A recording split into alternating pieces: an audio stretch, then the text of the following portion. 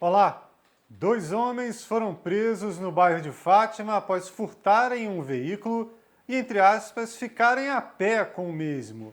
O carro quebrou pouco tempo depois do crime na rua Tietê, na madrugada desta quinta-feira. A Polícia Militar foi acionada por familiares da proprietária desse veículo, um Fiat Palio de cor azul, ano 1996. O carro já havia sido deixado para trás, em consequência desse problema mecânico, e os homens foram encontrados não muito longe dali, carregando ferramentas que estavam no interior desse veículo. A dupla, que tem 35 e 45 anos, foi levada para a 110ª Delegacia de Polícia e confessou ter feito uma ligação direta após quebrar o vidro para abrir a porta e acessar esse veículo. O automóvel foi encaminhado para a 110ª DP, onde ficou até ser entregue à proprietária, que é uma idosa. Os dois homens ficaram acautelados aqui na unidade até transferência para a unidade prisional da Polinter. Por conta desse furto, podem pegar até 3 anos de prisão. Em estrada da região, a Polícia Rodoviária Federal conseguiu evitar que vítima de assalto ficasse no prejuízo, Os policiais prenderam homens que haviam cometido uma saidinha de banco. Eles haviam acessado uma agência bancária na BR-101, aqui em trecho não muito longe de Teresópolis, e renderam pessoas que estavam no caixa eletrônico. Levaram 15 mil reais, que havia sido sacado nesse valor por uma pessoa no caixa eletrônico, e tentaram fugir, mas foram abordados pela Polícia Rodoviária Federal, acionada por populares. Além do dinheiro, os homens estavam com um revólver calibre 38 e celulares. Eles foram levados para a delegacia de polícia e ficaram presos. Esta semana, nossa reportagem visitou o projeto Bem Me Quer, um projeto idealizado e realizado aqui em Teresópolis que protege e dá apoio a crianças e adolescentes vítimas de crimes sexuais. A nossa equipe veio até o Centro Materno Infantil do município, que fica aqui ao lado do centro administrativo, no antigo fórum, no centro da cidade, para conhecer o programa Bem Me Quer, que é um programa que atende crianças e adolescentes vítimas de violência sexual. Nós vamos conhecer todo o trabalho realizado por essa importante equipe que faz um trabalho fundamental para a sociedade teresopolitana. O programa Bem Me Quer teria um programa importante porque ele atende crianças e adolescentes vítimas de abuso sexual, que é uma importante questão de saúde pública, que rouba sonhos de crianças e adolescentes. E nós, em Teresópolis, temos a grata satisfação de sermos referência para outros municípios e até estados do Brasil. Com uma equipe multiprofissional, nós aqui temos enfermeiro, médico, assistente social, psicólogo, farmacêutico. O nosso trabalho também é em convênio com a Secretaria de Segurança Pública, com a Delegacia e com o Ministério Público. Então, além de prestar os cuidados necessários às vítimas de violência e suas famílias, a gente também tem essa parceria para a questão da apuração dos fatos e da responsabilização do autor. Nós trabalhamos com resgate de memórias, tanto os policiais que são capacitados que vêm aqui, é bom até lembrar que a vítima não necessariamente precisa ir à delegacia, essa vítima vai ser ouvida aqui no Bem Me Quer, tem um espaço adequado para isso. As policiais são capacitadas para resgatar essas memórias dos fatos. E essas memórias são importantes porque elas trazem elementos para a denúncia, para a promotoria fazer a denúncia e ocorrer a responsabilização do autor. A revelação dos fatos acontece em qualquer equipamento, um equipamento de saúde, um equipamento de assistência, ou um CRAS, ou um PSF, ou uma escola, ou até mesmo dentro da própria família, Então, assim, a gente também tem a grande parceria do Conselho Tutelar, Então, se as famílias se sentirem à vontade para buscar o auxílio do Conselho Tutelar, elas podem buscar o auxílio do Conselho Tutelar. Se alguém não quiser comunicar o fato ao Conselho Tutelar ou não quiser buscar um equipamento da comunidade, também tem o Disque 100. Então, tem vários meios de comunicar um fato, essa criança, esse adolescente, já é vítima e acontece por muitas vezes dela se tornar vítima mais uma vez. Explica para a gente como é que é esse processo. Então, aqui no programa Bem Me Quer, a gente busca evitar essa revitimização. O que a gente chama de revitimização? Que essa criança seja ouvida várias vezes em vários órgãos que elas passam, né? Geralmente elas passam no CRAS, no CREAS, no Conselho Tutelar, nos postos de saúde. Então, o que a gente busca aqui? Que essa criança ela seja ouvida principalmente 2 vezes, que é durante o depoimento, que a gente chama de escuta de depoimento especial, que acontece aqui no programa, mesmo com as policiais, né, que vêm da delegacia fazer essa escuta especializada aqui. E a última vez que a gente quer que ela seja escutada é durante a audiência, porque durante a audiência ela tem que ser ouvida novamente no núcleo que a gente chama de NUDECA. Né? Então, até quando essa criança passa pelo atendimento psicológico aqui com a gente evita tocar num assunto, a gente busca, né, que essa criança passe por um processo terapêutico. Se ela quiser falar sobre o assunto, a gente, lógico, a psicóloga vai ouvi-la, mas a nossa função principal é trazer essa autonomia dessa criança e um desenvolvimento saudável, né, para que ela possa levar a vida dela novamente, sem relembrar o que aconteceu com ela, né? Por ela ter sido vítima de violência sexual. Qual é a consequência dessa revitimização, dela voltar a trazer esse assunto que, com certeza, deve ser muito doloroso? Então, a gente busca, principalmente, que ela não traga falsas memórias. Então, o importante é que a gente ouça essa criança, ouça esse adolescente, e ele traga demanda espontânea, ele fale livremente sobre o que ele sofreu, sem que a gente possa interferir com perguntas diretas. Uma outra coisa também é quando esses crimes de violência sexual são expostos na mídia, né? Porque geralmente, dependendo do jornal ou do meio de comunicação, eles colocam o rosto desse suposto acusado, colocam o nome desse suposto acusado, e a criança ou adolescente acaba sendo vinculado, porque muitas vezes é da família, ou porque muitas vezes, a grande maioria das vezes, é da família, né?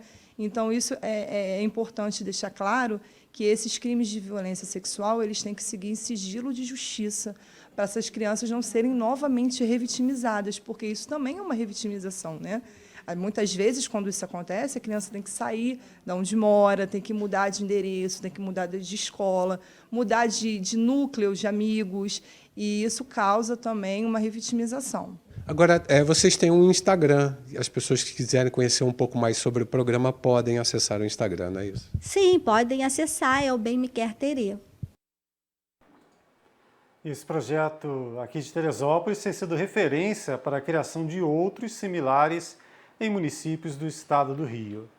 Diário Comunidade, moradores do bairro do Meudon reclamam de uma lixeira, um problema que se arrasta há anos e não é resolvido pela prefeitura. Fica na rua Tupi, aliás, acesso de um dos atrativos turísticos da região, né, do núcleo Jacarandá do Parque Estadual dos Três Picos. Proximidades do número 710 da rua Tupi, eles reclamam que há bastante tempo estão apenas latões aí precários, quando ainda tem isso, né? Às vezes nem latão tem. Aí o lixo fica na calçada, a coleta demora e os cachorros, que não tem nada a ver com isso, né, acabam revirando aí atrás de comida e o lixo fica dessa maneira. Tenho falado aqui algumas vezes, vou repetir, infelizmente, o governo municipal, o anterior, o antes do anterior, há anos, os prefeitos que passaram por Teresópolis não pensaram, né, e nem o atual, em resolver realmente a questão do lixo aqui em Teresópolis. Achar que a coleta realizada no bairro de 40 casas é a mesma que deve ser feita em um bairro popular é somente um dos erros. Em um local onde há 100 moradores, por exemplo, se produz uma determinada quantidade de lixo. Em um local onde há 2.000 pessoas residindo, é outra totalmente diferente. Então não adianta ter um latãozinho, não adianta passar a segunda, quarta e sexta ou só terça e quinta, não vai contemplar a comunidade e os problemas que a gente registra diariamente são esses aí, entre outros, né? Rua Tupi, no Meudon, frequentemente nessa vergonhosa situação. Repetindo, acesso do núcleo Jacarandá, do Parque Estadual dos Três Picos, que tem aí atrativos turísticos para toda a família, né? Sem esquecer, logicamente, o prejuízo para os moradores aí do entorno, né, que sofrem, além do mau cheiro, o risco de doenças causadas por vetores como mosquitos e ratos. Agora a natureza, mas notícia boa. Olha só que imagem curiosa, registro no Parque Natural Municipal Montanha de Teresópolis. Deu para identificar? Difícil, né? Porque ele não é muito comum, não é muito visto, mas é presente. Esse é o mão pelada ou o guaxinim brasileiro, que é um mamífero amplamente distribuído no Brasil, com ocorrência em todos os biomas, mas que por aqui a gente não vê com frequência. Felizmente, o Parque Montanha de Teresópolis, o setor de biodiversidade, tem aí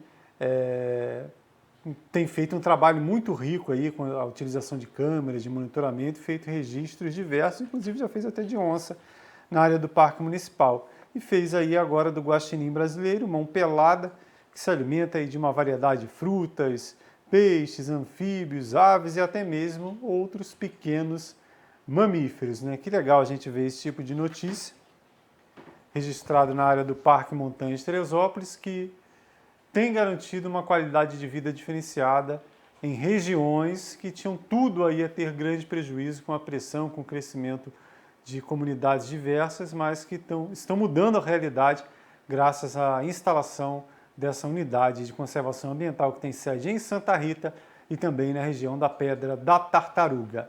Vamos agora para o Parque Nacional da Serra dos Órgãos, que no próximo fim de semana tem evento gratuito. Anote aí na agenda, sábado e domingo, evento gratuito no Parque Nacional da Serra dos Órgãos, marcando aí a abertura da temporada de montanhismo 2023. No sábado tem invasão de cumes, que é a tradicional ocupação simultânea das montanhas da cidade, né? Basta entrar no parque, participar desse evento. Geralmente os clubes de montanha do estado do Rio estão todos representados e ocuparão ao mesmo tempo diversos cumes aí da Serra dos Órgãos. Na sede, ali na parte baixa da sede de Teresópolis do Parque Nacional, haverá encontro de instituições, uma trilha afetiva chamada Trilha Jussara, uma oficina de slackline, DJ e música ao vivo. Isso você tem um horário ali, né? Durante todo o dia, programação lá no Parque Nacional, além de apresentação de highline, praça de alimentação e uma feira de artesanato. No domingo também tem programação. No domingo, lá na sede de Teresópolis, do Parque Nacional da Serra dos Órgãos, começando às 9 da manhã com Pilates ao ar livre, né? Você tem curiosidade de experimentar o Pilates aí? Pode fazer gratuitamente essa aula às 9 da manhã lá no parque. 10 horas, uma trilha guiada. Você que quer conhecer a trilha 360, não tem aí muita habilidade na montanha, contará com esse serviço na abertura de temporada de montanhismo. Também às 10 da manhã, yoga e meio-dia, mais uma etapa da oficina de slackline. Também no domingo, um ciclo de palestra, começando com temas Grandes Conquistas da Serra dos Órgãos, depois oficina de shit tub com Amarildo Sherman, que é um escalador lá de Nova Friburgo, depois às 14h30, Rede Brasileira de Trilhas de Longo Curso e também o projeto Juliette Serrano. O que é a Juliette? Juliette é uma cadeira adaptada, uma cadeira de rodas adaptada para que pessoas com mobilidade reduzida possam visitar a montanha. No domingo também aí praça de alimentação, feira de artesanato e outras atrações. Lembrando que a entrada do parque é gratuita, porém está sendo feita uma ação aí solidária. Se você puder, leve 1 quilo de alimento não perecível ou produtos de higiene pessoal que serão doados para instituições do município. Cultura. Artistas de Teresópolis se reuniram com a Secretaria Municipal do setor para discutir a aplicação dos recursos destinados ao município através da Lei Paulo Gustavo. Foram 2 dias de reuniões realizadas aí no Teatro Municipal, né, na Prefeitura, envolvendo aí o Conselho Municipal de Políticas Culturais, representantes da Secretaria Municipal de Cultura, né, envolvendo aí produtores, artistas do audiovisual e das diversas manifestações das artes. Também participaram do encontro, aliás, não foi na Prefeitura, foi no Centro Cultural FES ProArte, representantes da Câmara. Essa lei aí foi uma lei batizada em homenagem ao ator e comediante Paulo Gustavo, que faleceu em consequência das complicações da Covid-19 e tem o objetivo de ajudar, através de liberação de recursos, na recuperação do setor cultural, né, que foi muito prejudicado durante a pandemia. Teresópolis recebeu aí a quantia de R$ 1,5 milhão de reais, então nessa reunião aí foi discutido como esse valor será empregado e vai auxiliar os artistas do município. A igreja de São Cristóvão, no bairro da Fonte Santa, tem novo padre, novo pároco. Está aí a notícia divulgada pela Diocese de Petrópolis sobre a missa de posse do padre Tiago Henrique das Dores, no dia 5, às 7h30 da noite. Ele vai assumir aí a paróquia da Matriz de São Cristóvão, que fica ali no bairro da Fonte Santa, às margens da rodovia BR-116. Essa celebração será ministrada pelo bispo diocesano Dom Gregório da Paixão. O padre Tiago é de Santa Bárbara, Minas Gerais, foi ordenado no final do ano de 2019 em Petrópolis e anteriormente ele estava como vigário da paróquia de São José do Vale do Rio Preto. A Comissão de Saúde da Alerj discute um tema muito preocupante, o alto índice de mortalidade aqui no estado do Rio de mulheres aí durante a gestação no estado do Rio em diversos municípios. O Rio de Janeiro tem os piores números de mortalidade materna entre os estados na região sudeste. A informação foi divulgada em audiência pública da Comissão de Saúde da Alerj, que também discutiu políticas públicas que estão contribuindo no enfrentamento do problema.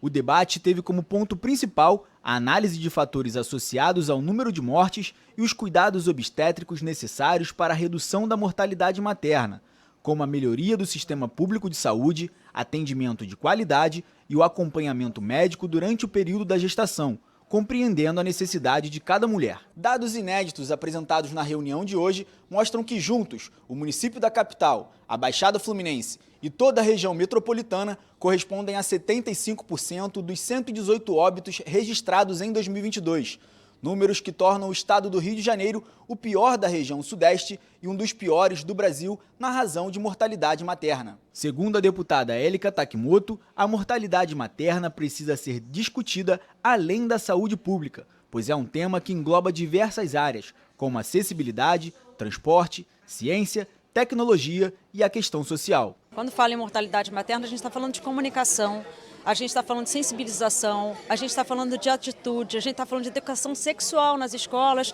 apontado aqui, né, que muitas vezes as mulheres morrem porque não conseguem detectar uma gravidez ou uma gravidez problemática. A gente está falando de mobilidade urbana, a gente está falando de mais maternidade, a gente está falando de mais mão de obra qualificada. Então, tudo isso a Alerj tem como promover política pública aliada a de tentar diminuir, né, que esse número é alarmante, é um número muito triste. O estado do Rio de Janeiro é um estado que condensa aqui, que a gente tem uma densidade muito grande de institutos de pesquisa, de universidades, de hospitais, e a gente não consegue diminuir esse número. Então, se faz urgente políticas públicas e a Alerj, eu acho que tem muito a contribuir para isso.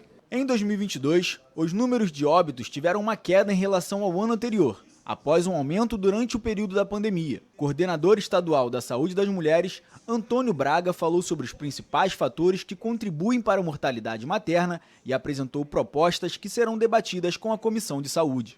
Durante a pandemia de Covid, o estado do Rio de Janeiro teve uma performance muito ruim, onde inúmeras mulheres perderam suas vidas vitimadas pela pandemia de Covid. Porém, em 2022, fruto de ações estruturadas, já começamos a ter uma ótima recuperação. É essencial reconhecer a mortalidade materna como um problema de saúde pública e atacá-las, em especial onde ela faz mais vítimas no nosso estado, que é na região metropolitana 1 e 2. As causas proximais elas já são de há muito conhecidas: hipertensão, hemorragia e infecção. Pré-natal de qualidade, diagnóstico precoce de gravidez, reconhecimento pronto do risco obstétrico, referenciamento adequado para o pré-natal de alto risco e atendimento seguro e respeitoso nas nossas maternidades são as estratégias que permitirão a redução da mortalidade materna e oferecer às mulheres fluminenses uma experiência positiva para o parto seguro e o nascer respeitoso. Presidente da comissão, o deputado Tandy Vieira destacou que a reunião foi importante para diagnosticar os problemas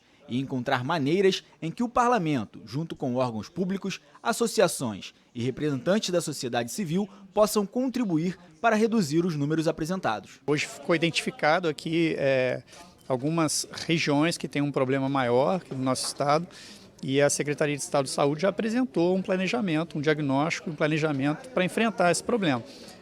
A mortalidade materna está concentrada principalmente na região metropolitana 1 e 2, né?